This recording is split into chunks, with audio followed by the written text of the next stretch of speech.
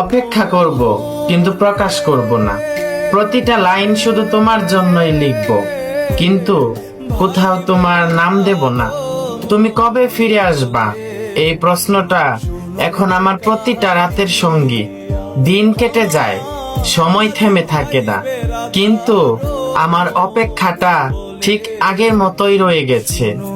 আর কতদিন অপেক্ষা করব জানি না, শুধু এতটুকুই জানি, তোমার জন্য যে জায়গাটা আমার ভিতরে তৈরি হয়েছে সেটা কেউ কোনোদিন নিতে পারবে না।